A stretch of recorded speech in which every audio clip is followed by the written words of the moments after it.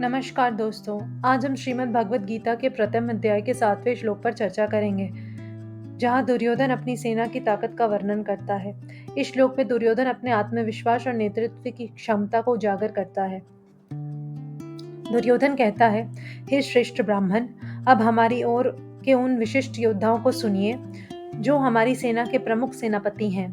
मैं आपको इनका नाम बताता हूँ। यहाँ वो अपनी सेना की शक्ति और उसके महत्वपूर्ण योद्धाओं का वर्णन कर रहा है।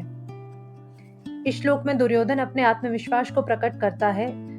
उसे अपनी सेना की शक्ति और अपने योद्धाओं पर पूरा भरोसा है। यह हमें सिखाता है कि जीवन में हमें अपनी क्षमताओं पर विश्वास रखना चाहिए और चुनौतियों का डट कर सामना करना चाहिए। दुर्योधन यह भी बताता है कि सही नेतृत्व और रणनीतिक योजना बनाकर ही जीत हासिल की जा सकती है। एक प्रभावी नेता चुनना और सही समय पर सही निर्णय लेना सफलता की कुंजी है। यह सीख हमें जीवन में प्रेरित करती है कि हमें अपने हर काम को सोच समझकर रणनीति बनाकर करना चाहिए।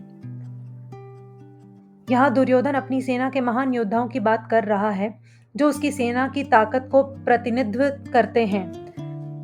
यह हमें सिखाता है कि अपनी योग्यताओं को सही समय पर और सही तरीके से प्रस्तुत करना बेहद जरूरी है, ताकि हम अपने आत्मसम्मान को बनाए रखें और सफलता प्राप्त कर सकें। दुर्योधन ने इस श्लोक में बताया है कि एकजुट होकर काम करने से बड़ी चुनौती को हराया जा सकता है। जीवन में भी संगठित तरीके से काम करना और टीम वर्क के साथ लक्ष्य प्राप्त करना अत्यधिक महत्वपूर्ण है।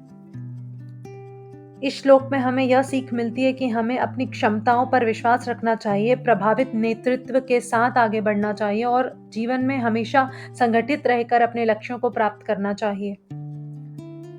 मुख्य संदेश: आत्मविश्वास, नेतृत्व और संगठन। ये 3 गुण हमें जीवन में सफल बनाते हैं। दोस्तों, इस सीख को अपने जीवन में अपनाएं और आगे बढ़ते रहें।